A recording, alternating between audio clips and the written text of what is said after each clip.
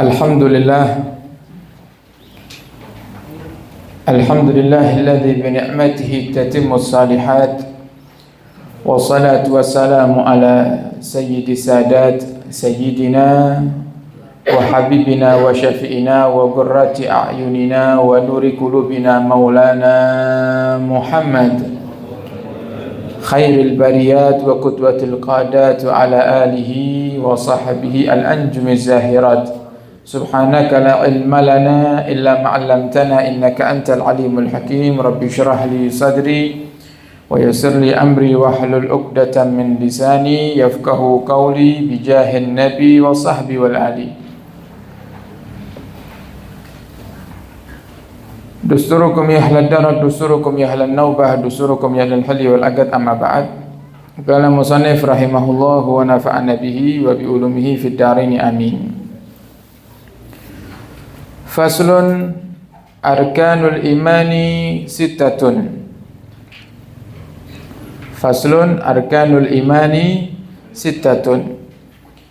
An tu'mina billahi wa malaikatihi wa kutubihi wa rusulihi wa bil yawmil akhiri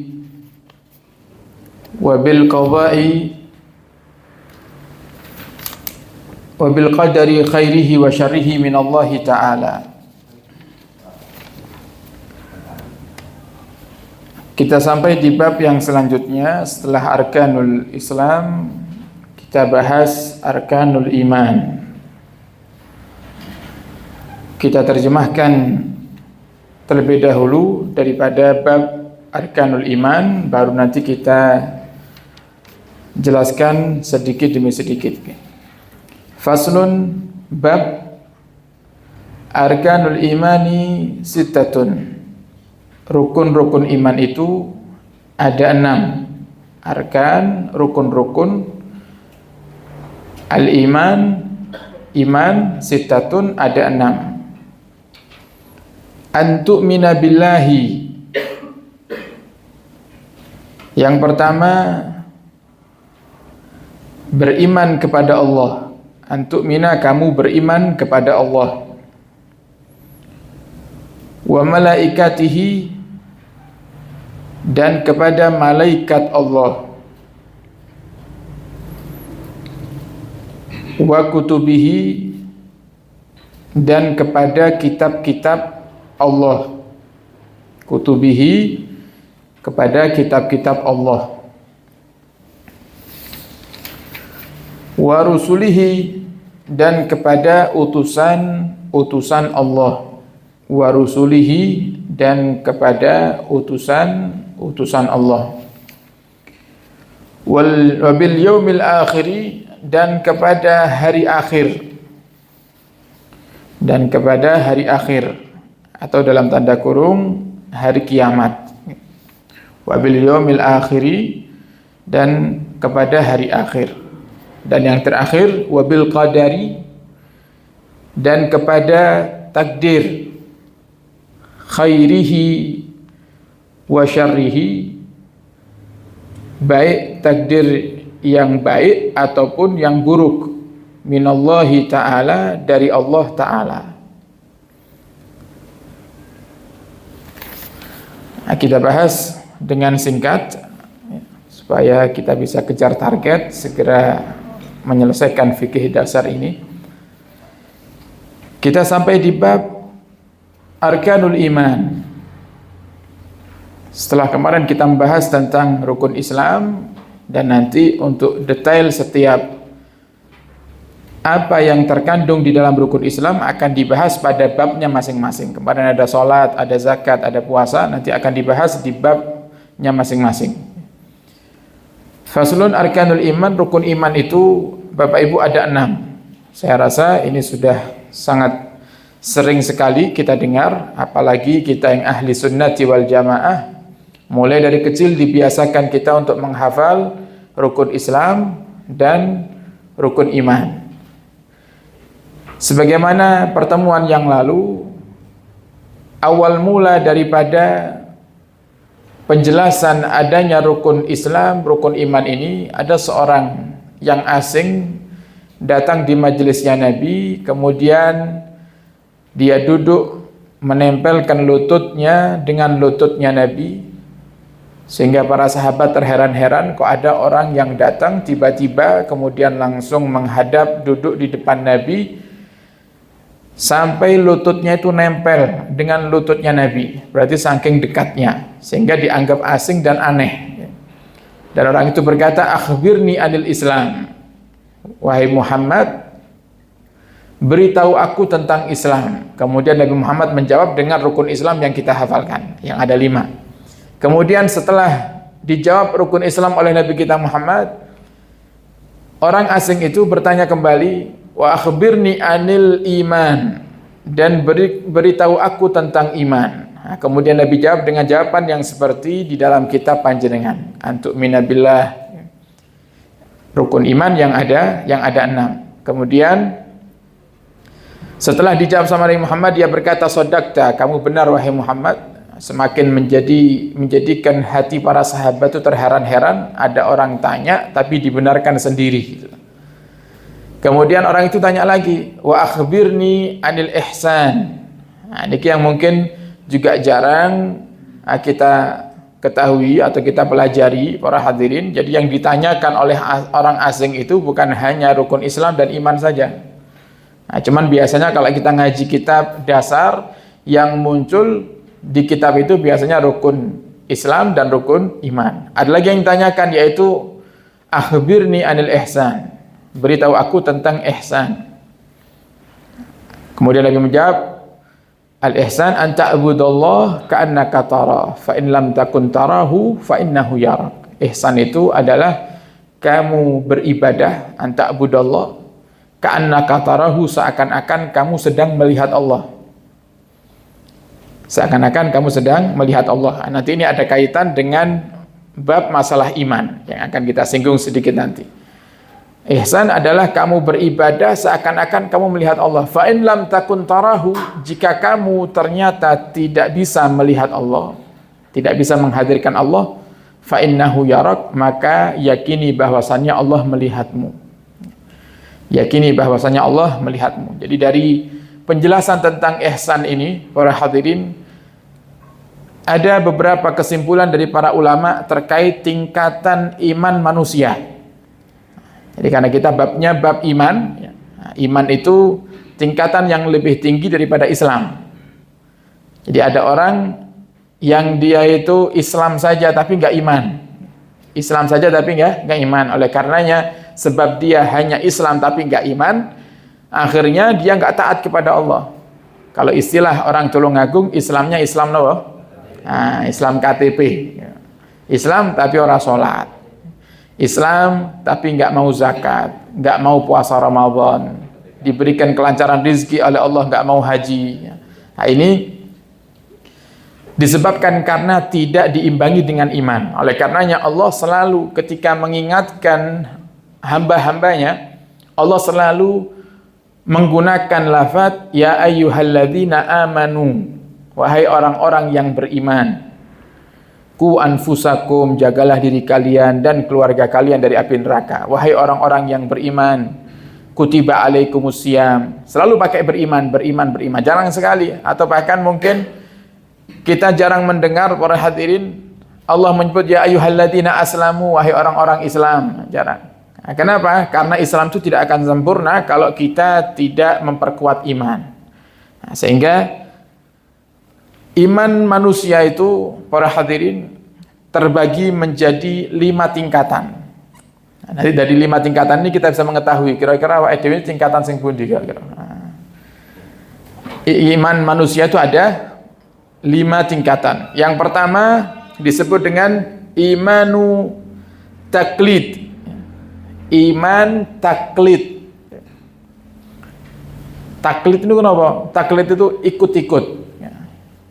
Jadi iman ini karena ngikut gitu. Wa huwa al-jazmu bi qaulil ghair. Dia meyakini, para hadirin, bahwasannya Allah itu ada, tapi karena ucapan orang lain. Min ghairi an ya'rifa dalilan, tanpa dia mengetahui dalil dari apa yang dia yakini. Jadi iman taklid itu orang yang beriman karena ikut-ikutan, bahasa gampangnya ngoten. Jadi dados lek ditangleti, apa buktinya Allah itu ada? Apa buktinya Tuhan satu-satunya hanyalah Allah? Nah, itu dia nggak tahu dalilnya. Nah, ini namanya iman taklid. Yang kedua, imanu ilmin, iman ilmu. Jadi iman yang dibarengi dengan ilmu. Iman yang dibarengi dengan ilmu. Berarti ini tingkatannya lebih tinggi dari yang pertama tadi. Dia beriman dan dia tahu dalil atas apa yang dia imani. Dia beriman dan dia tahu dalil atas apa yang dia imani. Jadi kalau ditanya, kenapa kamu meyakini Allah? Nah, dia akan jawab, wallahu ilahun wahidun, Allah itu Tuhan satu-satunya. Kemudian ditanya lagi tentang sifat Allah, dia tahu dalilnya. Kenapa kamu bersyukur kepada Allah? Karena Allah memerintahkan kita, dengan dalil dia jawab. Nah, itu imanu ilmin. Wa huwa ma'rifatu al-aqaid. Ya, maksudnya dari iman ilmin ini, iman dengan ilmu itu adalah dia tahu akidah. Dia belajar ilmu akidah. Kemudian yang ketiga,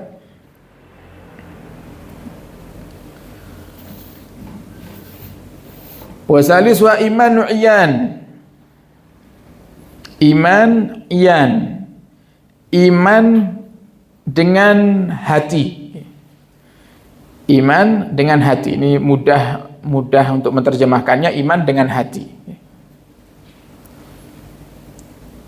Gambarannya, wa huwa ma'rifatullahi bimuraqabatil qalbi, yaitu orang yang beriman kepada Allah dengan meyakini bahwasannya dirinya selalu dipantau oleh Allah. Nah, ini sudah mulai meningkat nih. Jadi yang paling rendah tadi nomor 1, naik ke nomor 2, naik ke nomor 3, namanya imanu iyan. Iman yang hamba tersebut merasa dirinya selalu dipantau oleh Allah. Bahkan di dalam kitab syarahnya Safinatun Najah dikatakan, fala yaghibu rabbuhu an khatirihi tarfata ain. Dia tidak pernah mengosongkan hati sama sekali dari Allah Subhanahu wa taala. Nah, ini gila. Ketiga aja kita sudah jauh ini, gitu kan? Ini katanya Syekh Nawawi, ciri orang yang imannya imanu iyan, iman dengan hati itu dia nggak pernah mengosongkan hatinya dari Allah Subhanahu wa taala. Terus 24 jam eling Gusti Allah terus. Apalagi yang keempat, kelima nanti ini, okay? Yang ketiga aja sudah bukan tipenya kita nih, okay? Yang keempat, imanu haqqin. Imanu haqqin. Iman hak. Hak itu artinya benar. Wa huwa ru'yatullahi ta'ala biqalbihi, yaitu imannya orang yang bisa melihat Allah dengan hatinya.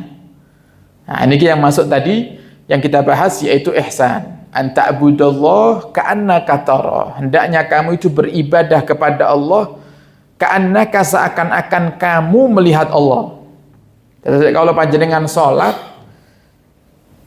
ketika sudah kita sebut Allahu Akbar, itu kita yakini dalam hati kita Allah itu ada di hadapan kita. Ini namanya imanu haqqin. Imanu haqqin. Jadi orang yang merasa Allah itu selalu ada di hadapannya. Kalau tadi kan yang nomor 3, orang yang merasa dirinya selalu dipantau oleh Allah Subhanahu wa taala. Tapi kalau yang keempat ini lebih dekat lagi itu. Allah itu seakan-akan lebih dekat lagi dengan dirinya. Yang terakhir yaitu imanu haqiqah.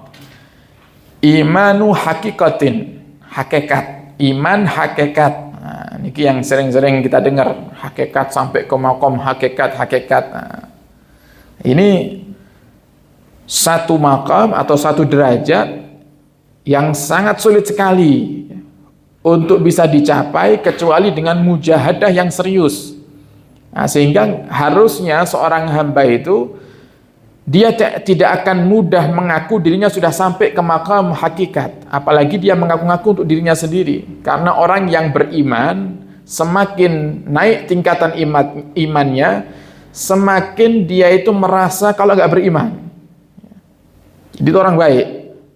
Orang baik itu kalau berbuat kebaikan merasa dirinya belum baik, itu orang baik.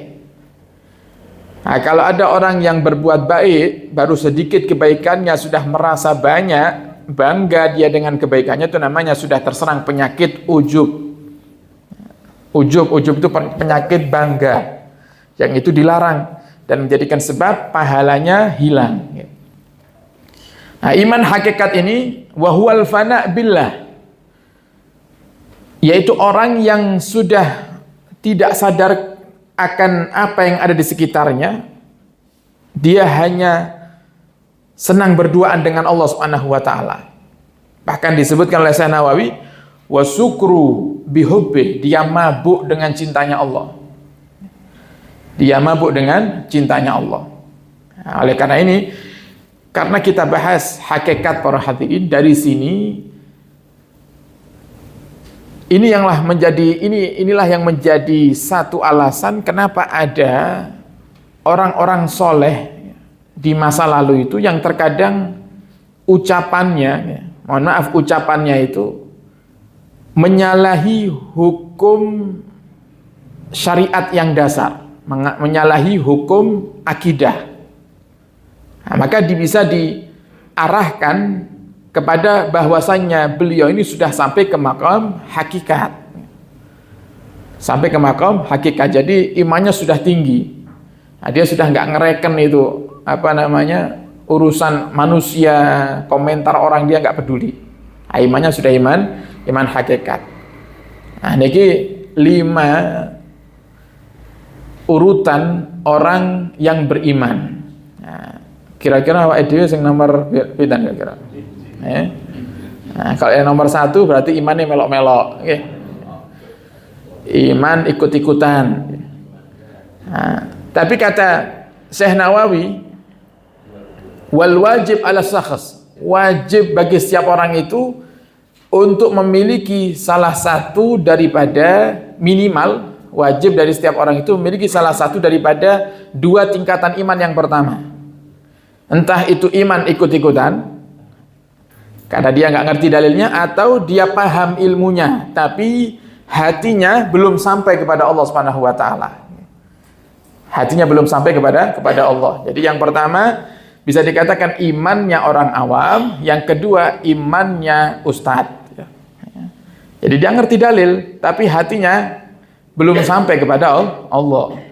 Nah, kalau sudah yang ketiga, ini sudah masuk maqam yang sangat luar biasa, maqamul muraqabah, derajat keimanan yang seorang hamba itu selalu merasa dirinya dipantau oleh Allah Subhanahu wa taala. Nah, kemudian yang pertama, kita masuk ke dalam pembahasan. Al-imanu billah, beriman atau antu'mina billah, beriman kepada Allah Subhanahu wa taala. Singkatnya adalah kita meyakini secara rinci iman kepada Allah niku maksudnya pripun gitu. Gambarannya seperti apa sih? Lek ditangleti kula nggih beriman kepada Allah tapi saya bingung iman kepada Allah seperti apa. Nah, maka ringkasnya iman kepada Allah itu para hadirin adalah kita memahami dan meyakini bahwasannya Allah Subhanahu wa taala itu ada.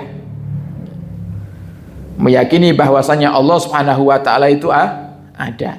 Niki sudah masuk ke derajat imanu billah, beriman kepada Allah. Kemudian ditambah para hadirin dengan 20 sifat wajib yang mulai kecil kita diajari.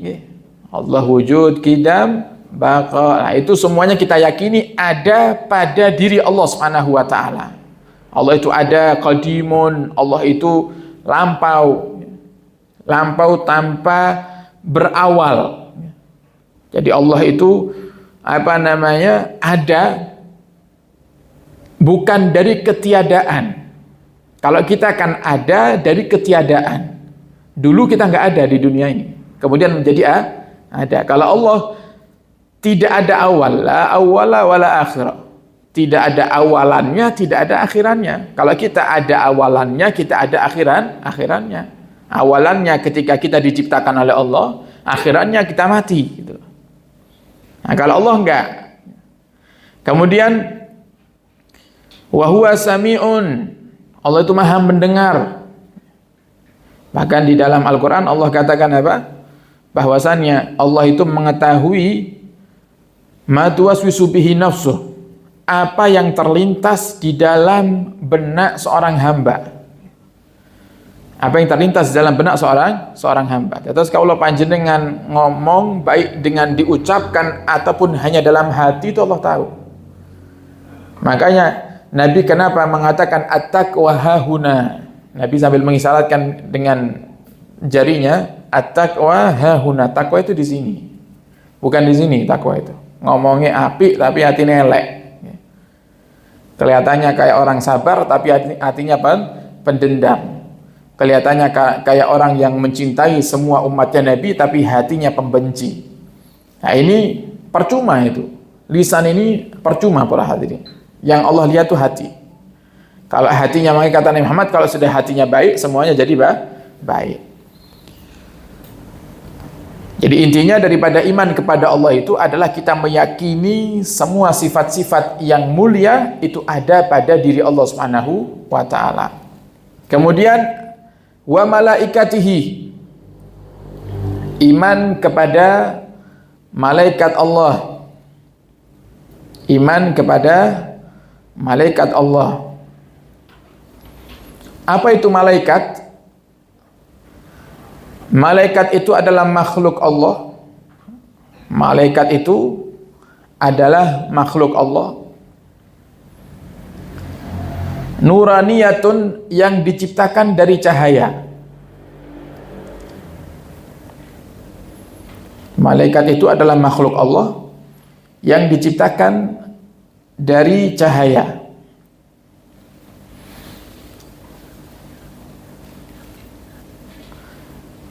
Laisu dzukuran wala inasan, bukan laki-laki dan juga bukan perempuan.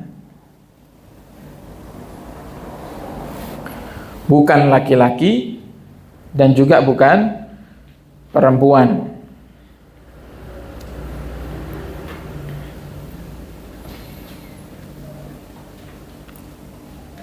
Wala khunasa, apalagi yang berkelamin ganda. Jadi bukan laki-laki, bukan perempuan, apalagi yang berkelamin ganda. Jadi ini definisinya malaikat. Jadi malaikat itu makhluknya Allah yang tidak bisa ditentukan dengan satu jenis kelamin, laki-laki atau perempuan. Dan bahkan di dalam hukum fikih, dalam hukum syariat, kalau ada umat Islam yang meyakini malaikat itu laki-laki, maka fahuwa mubtadi'un fasik, dia dihukumi orang fasik. Kalau ada manusia yang meyakini malaikat itu laki-laki, maka dia masuk kategori orang fasik. Kalau dia meyakini malaikat itu perempuan, ini yang lebih parah, karena menentang Allah. Kalau ada orang mengatakan malaikat itu perempuan, nah, seperti yang baru-baru beberapa tahun terakhir ya viral, ada orang ngaku malaikat Jibril, kalau nggak salah perempuan.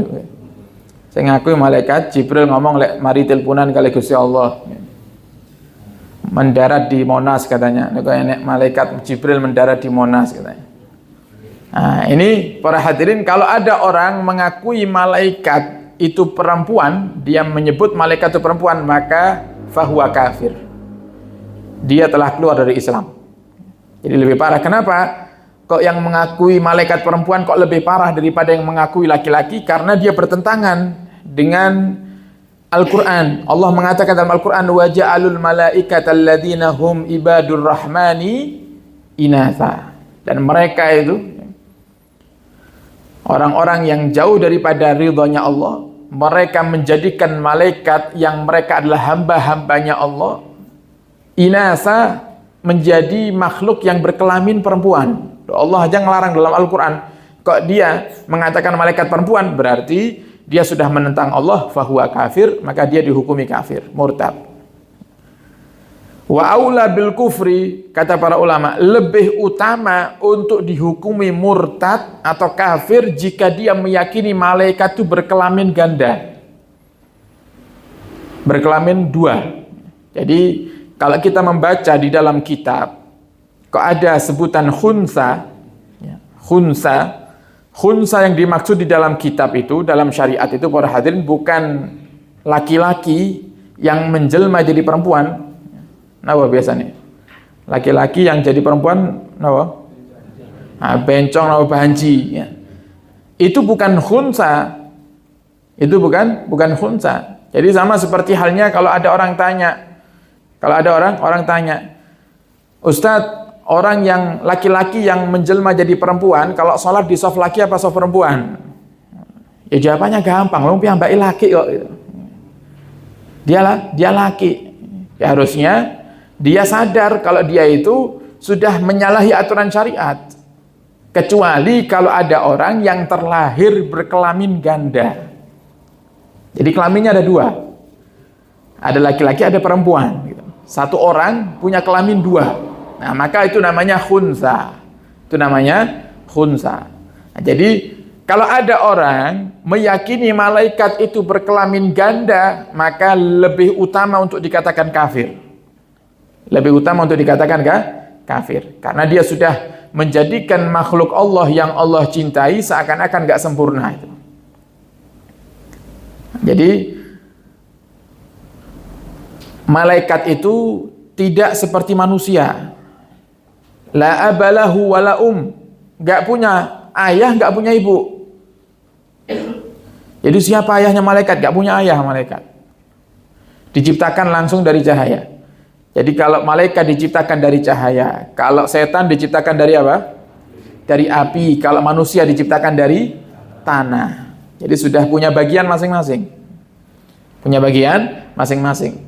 Nah, jadi kita meyakini bahwasannya Allah itu punya malaikat-malaikat yang diantara sifatnya adalah tidak laki-laki, tidak perempuan, apalagi berkelamin ganda, tidak punya orang tua. Layak kulun, tidak makan. Wala yasrabun, tidak minum. Wala yatanakahun, juga tidak saling menikah. Jadi nggak ada malaikat kok napa walimahan mboten enten. Malaikat kok nikah mboten enten. Jadi malaikat nggak ada. Wala yatawaladun, tidak saling melahirkan. Jadi tidak melahirkan anak malaikat. Jadi memang sudah diciptakan oleh Allah, ya sudah seperti itu sudah. Diberi tugas sesuai dengan tugasnya Allah dari awal diciptakan sampai Allah kehendaki mereka untuk dihancurkan, ya sudah dia ibadah. Itu malaikat. Makanya dikatakan dalam Al-Quran, la ya'sunallaha ma amarahum wa yaf'aluna ma yu'marun. Mereka malaikat itu tidak bermaksiat kepada Allah dan tidak mereka selalu mentaati perintah Allah. Mereka tidak bermaksiat kepada Allah dan mereka selalu mentaati perintah Allah. Jadi nggak ada malaikat maksiat ternyata. Nah, itu yang wajib kita yakini terkait dengan malaikat di dalam akidah ahli sunnati wal jamaah. Mereka juga tidak tidur. Wala tuktabu a'maluhum. Amal mereka nggak dicatat sama Allah. Nah, kenapa? Karena sudah pasti baik gitu. Nah, kenapa amal kaula panjenengan dicatat? Karena kadang kita baik, kadang nggak baik gitu. Kadang lek ngomong enak, kadang lek ngomong nyelekit, gitu kan? Kadang lek ngomong niku selalu hal-hal yang positif, kadang lek ngomong ngerasani.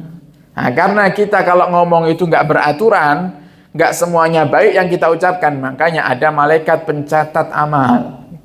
Namanya malaikat sinten? Raqibun Atid. Malaikat Raqib Atid. Kalau malaikat itu sendiri, dia nggak pernah maksiat. Jadi ya sudah pasti baik, sudah.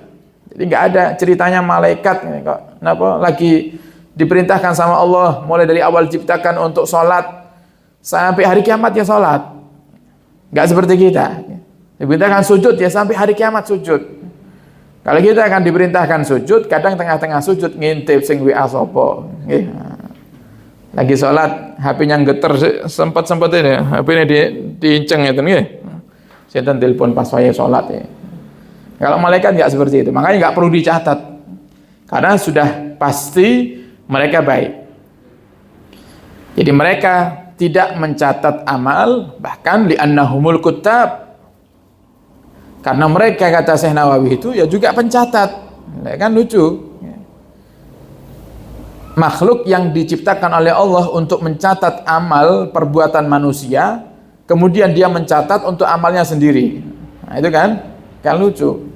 Ya, kalau samalah, bayangkan jenengan setiap beramal baik jenengan catat. Oh, hari ini saya sedekah 100.000. Nah, coba, kan dilihatnya tuh risih gitu. Nyapo dicatat barang gitu. Nah, kenapa panjenengan harus mencatatnya itu?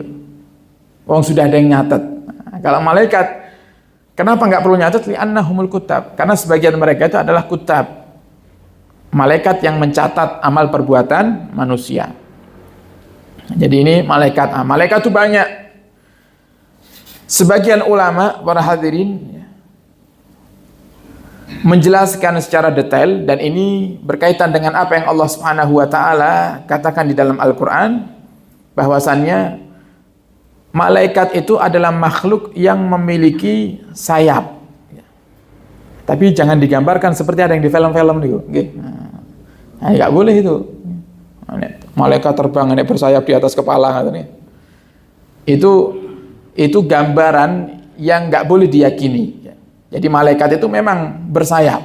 Malaikat itu memang bersayap. Karena Allah Subhanahu Wa Taala mengatakan dalam Al-Quran, Alhamdulillahi fatiris samawati wal ard ja'ilil malaikati rusulan. Allah yang telah menjadikan malaikat itu sebagai utusan-utusannya, uli ajnihatin, kata Allah. Mereka punya sayap, masna wa sulasa wa ruba. Ada yang punya sayap 2, ada yang punya sayap 3. Ini bukan istri 2 ya. Kalau masna sulasa ruba menganggapnya ke arah istri, enggak, ini maksudnya malaikat ini ya. Beda ayat itu ya. Ja'ilil malaikati rusulan uli ajnihatin. Punya sayap. Masna itu artinya 2. Punya sayap 2. Wa sulas ya. Punya sayap 3. Wa ruba punya sayap 4. Yazidu fil khalqi ma yasa, dan Allah menekankan lagi, dan Allah berhak untuk menciptakan makhluknya dan menambah apa yang ada dalam diri makhluknya, terserah Allah. Jadi berarti ada malaikat yang punya sayap lebih dari 4. Ada malaikat yang punya sayap lebih dari 4, termasuk siapa? Malaikat Jibril. Riwayat hadis sahih, riwayat Imam Muslim dari sahabat Abdullah ibn Mas'ud menceritakan bahwasannya Rasulullah SAW itu ra'a Jibril alaihissalam. Nabi itu pernah melihat Jibril dalam bentuk aslinya. Jadi Nabi dalam hadis Bukhari juga menceritakan, ada kalanya malaikat itu datang menjelma menjadi seperti manusia, ada kalanya berbentuk seperti cahaya. Makanya malaikat Jibril itu kalau datang menjelma jadi manusia, biasanya menjelma seperti Dihya al-Kalbi. Jadi seorang sahabat yang ganteng. Nah, malaikat Jibril itu pernah Nabi lihat dalam bentuk aslinya. Nah, seperti yang di dalam sejarah ketika pertama kali Nabi mendapatkan wahyu, yang kemudian Nabi sampai gemeteran pulang ke rumahnya dan mengatakan kepada Sayyidatuna Khadijah, ya Khadijah zammiluni, wahai Khadijah, selimuti aku. Itu karena berjumpa dengan Namus. Namus itu nama lain daripada malaikat Jibril. Malaikat Jibril ini para hadirin punya sayap 600 sayap. Punya sayap 600 sayap. Satu sayapnya malaikat Jibril itu kalau dibentangkan menutupi bumi seisinya ini. Satu sayapnya kalau dibentangkan menutupi bumi seisinya. Coba bayangkan itu. Bagaimana Nabi tidak kaget melihat makhluk yang sebesar itu. Itu sayapnya kalau dibentangkan menutupi bumi seisinya. Menutupi dunia ini. Itu malaikat Jibril. Nah, jadi para hadirin, malaikat itu gambarannya adalah makhluk yang diciptakan dari cahaya, yang tidak berkelamin, juga tidak memiliki sifat selayaknya manusia, kemudian bisa menjelma, terserah menjadi apapun, termasuk menjadi manusia, dan juga bersayap. Nah, ini malaikat. Malaikat itu banyak. Yang wajib untuk kita hafal ada berapa? Ada 10. Ya, yang wajib kita hafal ada 10. Nah, kemudian wa kutubihi. Nah, yang 10 ya. 10 tadi kita sebut satu persatu. Yang pertama adalah malaikat Jibril. Nah, itu paling enak kalau mau menghafalkan jumlah malaikat, jumlahnya para nabi, itu paling enak pakai Aqidatul Awam. Mungkin yang pernah belajar akidah, ya, akidah dasar, insya Allah nanti kita akan kalau ada waktu kita akan bikin kajian akidah dasar supaya kita ngerti apa yang kita imani, supaya iman kita tadi meningkat lah, okay. Dari yang satu ya minimal meningkat ke iman yang kedua, okay. Iman yang kedua imanu ilmin, iman tapi dengan ilmu, iman dengan ilmu, dan itu semuanya berurutan.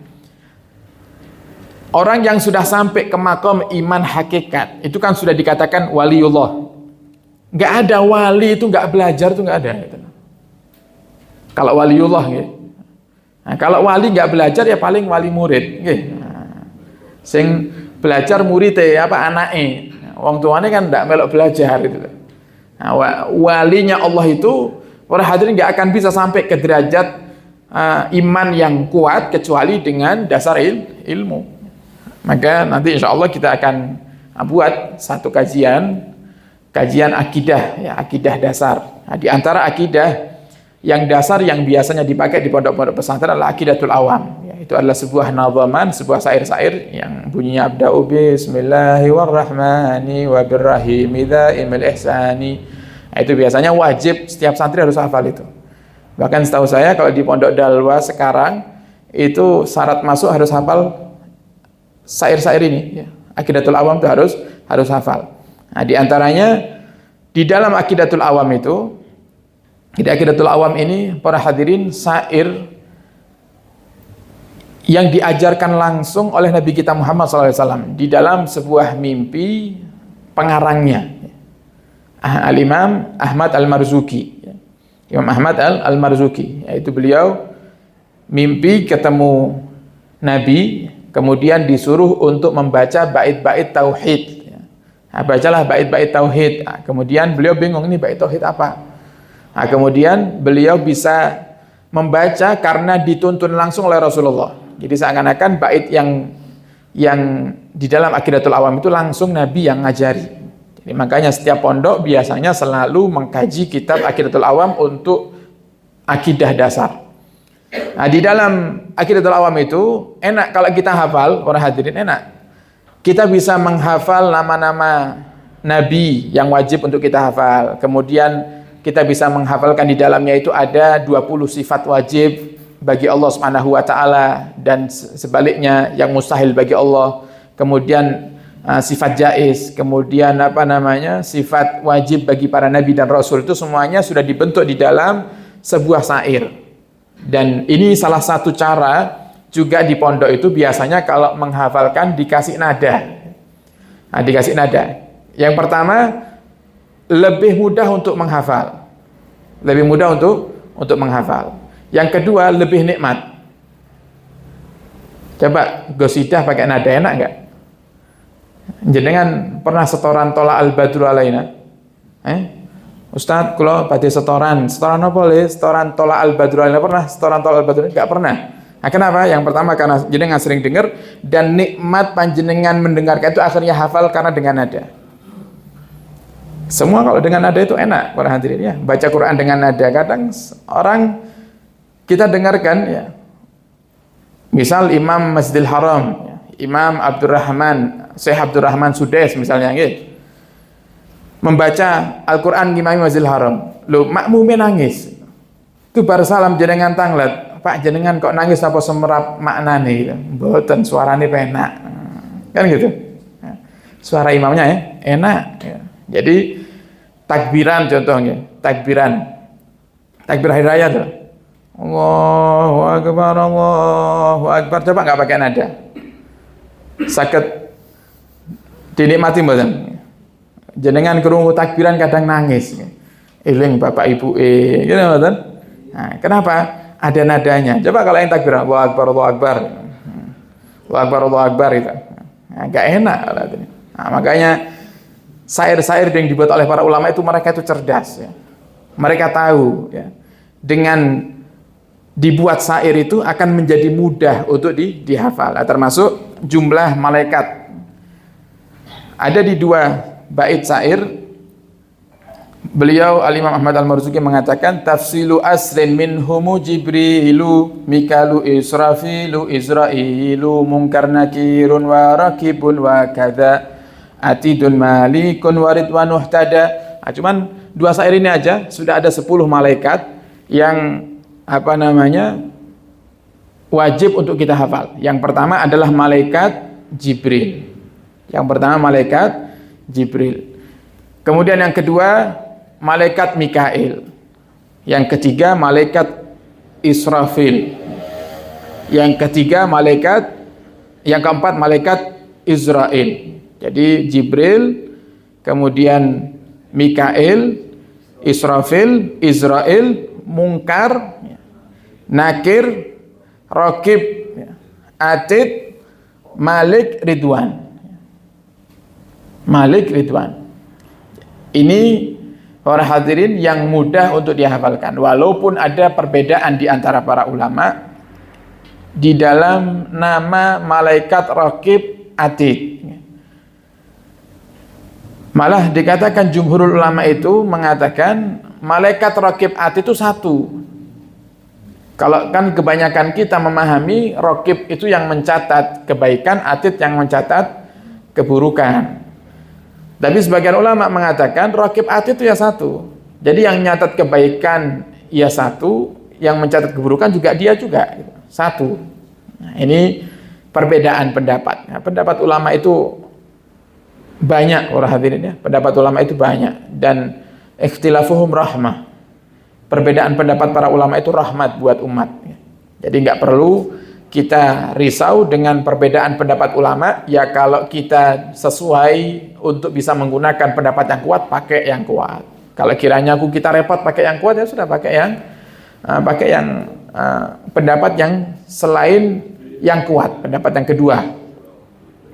Jadi yang pertama malaikat Jibril, Mikail, Israfil, Israel, Munkar, Nakir, Rakib, Atid, Malik, Ridwan. Nah, kemudian yang kedua iman dengan kitab, iman kepada kitab-kitab Allah Subhanahu wa taala. Dikatakan di dalam syarahnya para hadirin, maksud daripada iman dengan kitab Allah itu adalah meyakini bahwasannya apa yang ada di dalam kitab-kitab Allah itu adalah kalamullah. Meyakini bahwasannya apa yang ada di dalam kitab-kitab Allah itu adalah kalamullah, ucapannya Allah.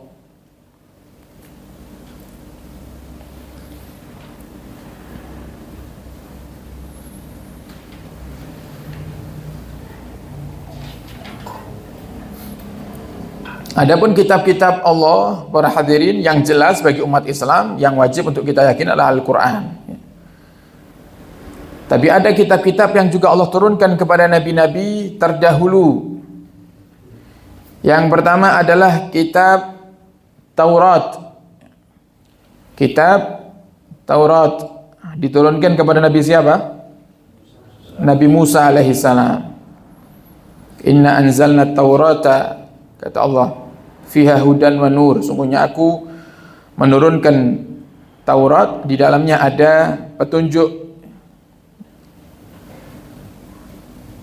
Nah, tapi para hadirin, kitab Taurat ini sudah banyak tahrif, dan Allah sudah menjelaskan di dalam Al-Quran juga bagaimana mereka orang-orang Yahudi itu mentahrif niku, merubah isi Taurat, merubah isi Injil. Itu sudah Allah abadikan dalam Al-Quran. Allah katakan minalladzina hadu yuharrifunal kalima. Mereka orang-orang hadu orang yang Yahudi, itu mencoba untuk merubah-rubah isi Taurat, merubah-rubah isi daripada kitab-kitabnya Allah Subhanahu wa taala, kecuali Al-Qur'an yang enggak bisa dirubah. Kecuali Al-Qur'an. Beberapa tahun yang lalu ada orang kafir yang ketahuan mereka merubah isi Al-Qur'an, dan Allah Subhanahu wa taala telah mengatakan dalam Al-Qur'an, aku telah menurunkan adz-dzikra wa nahnu lahu hafidun. Aku telah menurunkan Al-Qur'an dan aku yang menjaganya. Jadi pasti kebongkar, pasti ketahuan. Apalagi ada hamba-hamba Allah yang diberikan karunia oleh Allah Subhanahu wa taala bisa menghafalkan Al-Qur'an. Ada orang-orang yang bisa menghafalkan Al-Qur'an. Bahkan ada yang dalam kondisi, mohon maaf, tidak sempurna tubuhnya tapi hafal Qur'an. Bahkan ada manusia yang dia kalau ngomong nggak bisa, tapi kalau baca Al-Qur'an bisa. Baca Al-Qur'annya dengan hafalan. Ngomong nggak bisa dia, bisu. Tapi kalau baca Al-Qur'an dia bisa. Nah, ini salah satu cara Allah Subhanahu wa taala menjaga Al-Qur'an. Jadi kalau Taurat itu sudah ada perubahan. Jadi kalau seandainya ada kitab Taurat yang beredar, itu sudah ada perubahannya. Tahrif, sudah tidak asli lagi. Kemudian yang kedua, kitab Zabur. Zabur diturunkan kepada Nabi siapa? Nabi Daud alaihissalam. Wa ataina Dawuda zabura, kata Allah, dan aku telah memberikan kepada Daud itu sebuah kitab yang bernama Zabur. Kemudian yang ketiga, Injil diturunkan kepada Nabi siapa? Nabi Isa alaihissalam. Nah, Injil juga sama. Ya, Injil-Injil yang ada di toko-toko itu semuanya sudah ada tahrif. Nah, disebutkan dalam kitab Jala'ul Afham, faqad dakhalaha ma dakhalaha min at-tahrif. Dan sungguh telah banyak sekali Injil-Injil yang dirubah, bi'aidi, dengan tangan-tangan, banyak daripada katib, orang penulis daripada orang-orang Nasrani. Dan itu sudah Allah sampaikan dalam Al-Qur'an. Tapi ada kitab Injil itu yang dia ditahrif tapi nggak terlalu, dia ada perubahan tapi nggak terlalu. Ini yang seperti didhawuhkan oleh Sayyid Muhammad bin Ali Al-Maliki, ada Injil itu yang mendekati sihah, mendekati sahih, yang disebut dengan Injil Barnaba. Injil Barnaba, atau kalau orang sekarang menyebutnya Barnabas. Injil Barnaba itu tidak sama dengan Injil-Injil yang ada, tapi juga ada tahrifnya. Jadi tidak dikatakan oh Injil itu murni, Injil Barnabas itu murni, sahih, enggak. Tapi juga sudah ada perubahan, tapi enggak parah perubahannya.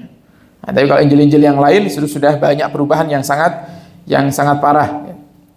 Seperti ada Injil Luqa, ada Injil Matta, dan banyak lagi Injil yang lain itu sudah banyak perubahan. Nah, kemudian yang keempat adalah Al-Quranul Karim yang diturunkan kepada Nabi kita Muhammad sallallahu alaihi wasallam, dan selalu terjaga sampai hari kiamat tiba. Selalu terjaga sampai hari kiamat tiba. Sebagaimana Allah katakan dalam Al-Quran, Inna nahnu nazzalna dzikra wa inna lahu lahafidun. Sungguhnya aku turunkan Al-Quran sebagai pengingat, wa inna lahu lahafidun, dan aku yang pasti akan menjaganya. aku yang pasti akan menjaganya. Ya, ini iman dengan kitab-kitab Allah Subhanahu wa taala. Kemudian yang selanjutnya yang keberapa ini? Keempat ya. Wa rusulihi, iman kepada utusan-utusan Allah. Iman kepada utusan Allah, Rasul. Nah, kemarin kita sudah singgung masalah Rasul, apa perbedaan Rasul dan Nabi? Kalau Nabi itu manusia, insanun dzakarun, manusia berkelamin apa? Laki-laki. Jadi Nabi dan Rasul itu nggak ada yang berkelamin perempuan. Insanun dzakarun, hurun, merdeka, diberikan apa? Wahyu. Untuk siapa wahyunya? Untuk dirinya sendiri. Kalau Nabi. Tapi kalau Rasul sama manusia laki-laki merdeka diberikan wahyu untuk disampaikan, untuk tabligh, untuk disampaikan. Jadi iman kepada Rasul, yaitu gambaran iman kepada Rasul bi an ta'taqida anna Allah Ta'ala arsala lil khalqi rusulan. Kita meyakini bahwasannya Allah itu mengutus utusan-utusan. Jadi gambaran iman kepada Rasul seperti apa sih? Yaitu dengan kita meyakini bahwasannya Allah itu mengutus utusan-utusan rijalan, yang mereka laki-laki,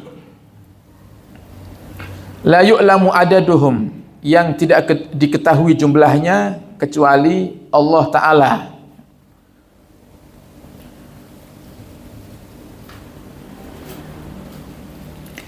Dan yang pertama kali diciptakan dalam bentuk jasad yaitu Nabi Allah Adam, dan yang menjadi penutup terakhir kali para nabi dan rasul siapa? Nabi kita Muhammad sallallahu alaihi wasallam. Jadi jumlahnya para nabi rasul itu banyak. Nah, cuman yang wajib kita hafal yang ada 25 itu. Yang wajib kita hafal ada 25 di dalam Aqidul Awam yang tadi saya ceritakan itu juga disebutkan itu. Nah, enak itu. Tinggal dibaca, diulang-ulang, kita bisa menghafalkan akidah dasar tanpa kesulitan. Di dalam kitab Aqidul Awam disebutkan tafsilu khamsatin wa isrina lazim kulla mukallafin fahaqqiq waqtanim. Tafsilu khamsatin, rincian 25 para nabi yang wajib untuk dihafal. Hum Adamun Idrisun Huduma Saleh wa Ibrahimu kullu muttaba'hum. Adam yang pertama, Nabi Allah Adam, kemudian Idris, Nabi Idris, Nuh, Nabi Allah Nuh alaihi salam, Hud, Nabi Allah Hud, kemudian Saleh, Ibrahim. Jadi di syair pertama sudah ada berapa nabi? Ada 6 nabi. Di syair pertama, hum Adamun Idrisun Huduma Saleh wa Ibrahimu kullu muttaba Lutun wa Ismailu Ishakun kadza Yaqubu Yusufu wa Ayyubuh tada. Jadi semuanya ada disebutkan di sini ya. Jadi itu 25 nabi yang harus kita hafal. Su'aibu Harun wa Musa wal Yasa. Su'aib, Harun, Musa, Ilyasa, Dzulkifli, Dawudu, Sulaiman, Uttaba, Dzulkifli, Dawud dan Sulaiman.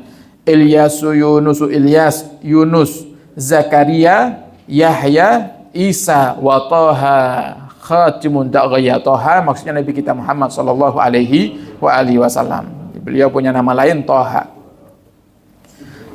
Dari semua 25 para nabi ini yang terbaik. Dari semua nabi dan rasul para hadirin ini yang terbaik 25. Dari 25 ini yang paling terbaik ada 5 yang disebut dengan apa? Ulul azmi. Siapa saja ulul azmi itu? Yang pertama Nabi kita Muhammad sallallahu alaihi wasallam. Kemudian Nabi Musa, kemudian Nabi Isa, kemudian Nabi Ibrahim, kemudian Nabi Nuh alaihi salam. Nabi Muhammad, Nabi Musa, Nabi Isa, Nabi Ibrahim, Nabi Nuh. Nabi Muhammad, Nabi Musa, Nabi Isa, Nabi Ibrahim, Nabi Nuh. Itu yang disebut dengan ulul azmi. Jadi dari sekian banyaknya para nabi dan rasul yang paling baik 25 tadi. Dari 25 masih ada yang terbaik lagi. Yang terbaik yaitu ulul azmi tadi. Nabi Muhammad, Nabi Musa, Isa, Ibrahim, Nuh.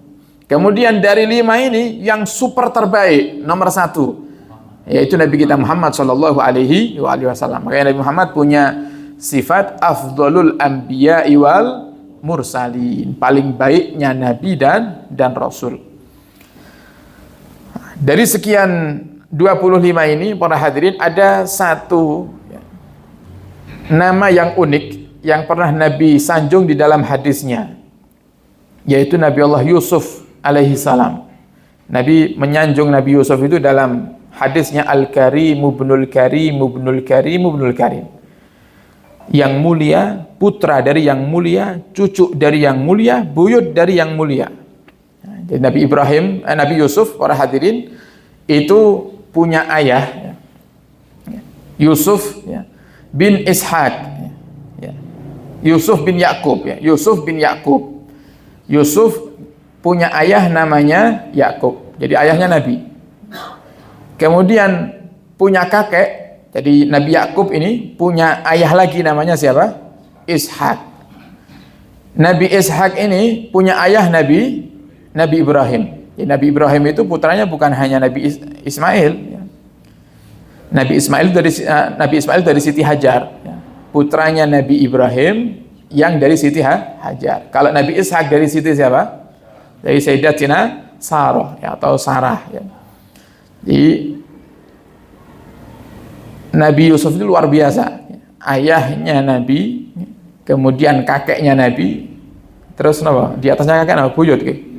Buyutnya Nabi. Makanya Nabi Muhammad menyebutkan dalam hadisnya Al-Karim ibnul Karim ibnul Karim ibnul Karim.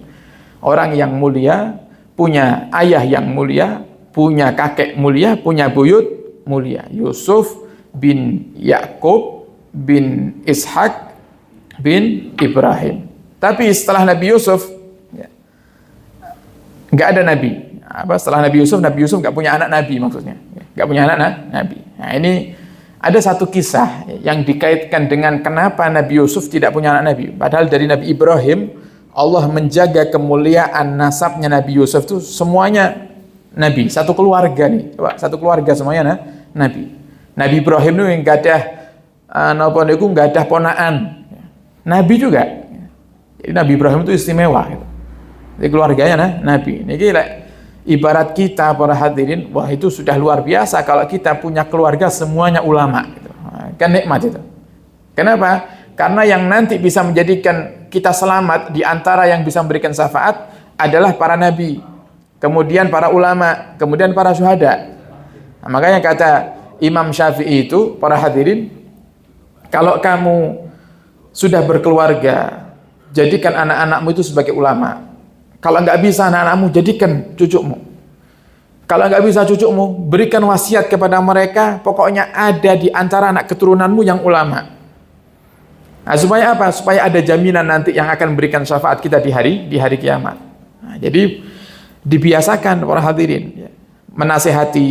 Jadi jangan anak-anak kita itu kemudian kok kita takut-takuti justru dengan pondok pesantren. Nah, biasanya banyak orang tua itu kalau lagi marah itu malah ngancem anaknya. Kowe lek nakal-nakal tak pondok nih. Nah, akhirnya dibayangkan anak itu pondok itu penjara.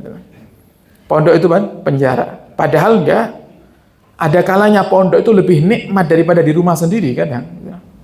Kenapa? Punya teman baik-baik, kumpul dengan guru, makan ya terjamin para hadirin. Ya paling repotnya anak pondok itu cuma satu gitu. Rindu sama orang tua itu aja sudah. Rindu sama orang tua.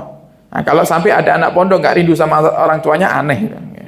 Cocok memang nggak cinta sama bapak ibu tangan jenengan apa kangen bapak ora. Kangen ibu ora. Lu wis suwe ora mulai kok ora kangen. Wis anak aneh kene lah itu bermasalah di rumahnya itu berarti.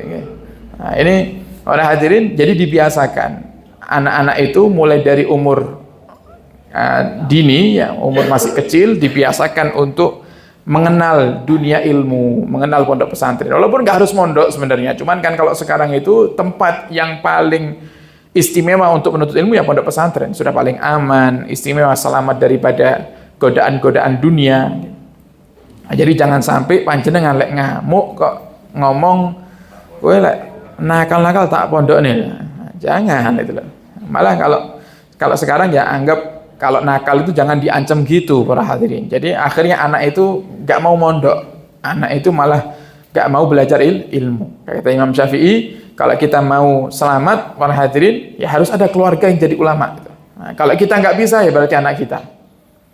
Kalau anak kita nggak bisa ya berarti cucu kita. Cucu kita nggak bisa, pokoknya adalah keluarga. Nggak bisa maka jadilah, kata Imam Syafi'i, jadilah kamu orang yang mengayomi anak-anak santri. Itu kata Imam Syafi'i. Kalau kita nggak punya kesempatan untuk mendidik anak-anak kita menjadi anak-anak yang ahli ilmu, ulama, ayo kita pikirkan itu. Bagaimana mereka para santri agar menjadi ulama. Makanya kalau di dalam program biasanya itu ada namanya program orang tua asuh. Jadi kita yang menjadi orang tuanya santri itu. Kita yang menjadi pengayom mereka, kita yang mengurusi mereka dengan kita menyantuni, infak ke pondok pesantren, kita membantu mereka. Ini adalah salah satu cara agar kita nanti bisa mendapatkan syafaatnya para ulama. Jadi Nabi Yusuf ini nasabnya begitu luar biasa, tapi setelah Nabi Yusuf beliau nggak punya putra Nabi. Nah, itu disebutkan dalam kitabnya Imam Ghazali. Ya, ini sebagai penutup. Imam Ghazali itu punya satu kitab para hadirin namanya Mukassafatul Qulub. Nah, beliau bercerita di antara kenapa sebab Nabi Yusuf itu tidak memiliki anak yang menjadi nabi seperti kakek-kakeknya. Nabi Ibrahim punya anak nabi, banyak malah anaknya.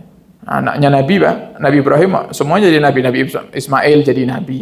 Yang Nabi Ishak juga jadi nabi. Kemudian ponakannya Nabi Lut jadi nabi. Itu Nabi Ibrahim. Nah, sedangkan Nabi Yusuf enggak. Nah, di antaranya adalah pernah satu kali Nabi Yusuf itu ketika ayahnya datang, yaitu Nabi Yakub. Nabi Yusuf, ayahnya datang masuk ke rumahnya Nabi Yusuf itu enggak berdiri. Tidak menyambut orang tuanya gitu. Jadi ibarat kata itu kurang menghormati ayahnya. Maka saat itu Allah Subhanahu wa taala langsung menegur. Kata Allah kepada Nabi Yusuf, "Ya Yusuf, lima la takum, kenapa kamu enggak berdiri sedangkan ayahmu datang? Apakah kamu sudah merasa dirimu nabi, sama-sama nabinya gitu, sehingga kamu enggak berdiri?" Maka wa izzati wa jalali, demi kemuliaanku, kata Allah Subhanahu wa taala, aku tidak akan berikan kepadamu keturunan yang menjadi seorang nabi. Coba ini luar biasa nih, kita azim kepada orang tua itu penting. Makanya ini juga enggak akan bisa anak-anak panjenengan ta'zim kepada panjenengan kecuali dengan panjenengan yang mendidik. Panjenengan yang membantu mereka untuk mendidik. Makanya sampai Nabi niku mendoakan rahimallahu walidana ana waladahu ala birrih. Semoga Allah merahmati orang tua yang membantu anak-anaknya untuk berbakti kepadanya. Bagaimana membantunya? Ya dengan diceritakan kisah-kisah semacam ini, kemudian diajar, dibawa ke majelis ilmu. Bukan dengan, nak kamu harus berbakti ya sama bapak ibu ya. Kalau bapak ibu es tua-tua, nak kakek nenek jenengan kedang maringi bapak ibu duit ya. Enggak, bukan gitu caranya. Dekatkan mereka dengan ulama. Ajak mereka ke majelis ilmu. Otomatis pasti mereka akan berbakti kepada jenengan. Nah, itulah para hadirin kondisi saat ini. Nah, coba sekarang orang tua datang, anaknya nggak berdiri tetap main HP, itu satu hal yang wajar sekarang. Gitu kan? Ini Allah menghukum Nabi Yusuf tidak diberi keturunan yang menjadi seorang nabi sebab Nabi Yakub datang, Nabi Yusuf nggak mau berdiri, menyambut ayahnya ini. Dibiarkan ayahnya datang begitu saja. Ini seorang nabi, apalagi kita orang hadirin. Nabi aja dihukum sama Allah sampai seperti itu, apalagi kita itu. Kalau nggak ta'zim kepada orang tua, maka birru aba'akum, kata Nabi Muhammad, di antara cara untuk mendapatkan anak yang berbakti, birru aba'akum, berbaktilah kaulo panjenengan kepada orang tua, tabirrukum abna'ukum, maka anak panjenengan nanti akan berbakti kepada panjenengan. Fakama tadinu tudan. Kata Nabi Muhammad, sebagaimana kau berbuat, begitulah kau akan dibalas. Kalau hari ini kita berbakti kepada orang tua kita, insya Allah besok anak kita yang berbakti kepada kita. Hal jazaul ihsan ilal ihsan. Kata Allah dalam Al-Quran, bukankah kebaikan itu akan dibalas dengan kebaikan? Nah, maka berbuat baik dengan orang tuanya, kita akan mendapatkan kebaikan dari anak-anak kita. Maka semoga Allah jadikan kita semuanya anak-anak yang berbakti kepada orang tua, dan anak-anak kita dijadikan anak-anak yang berbakti kepada kita.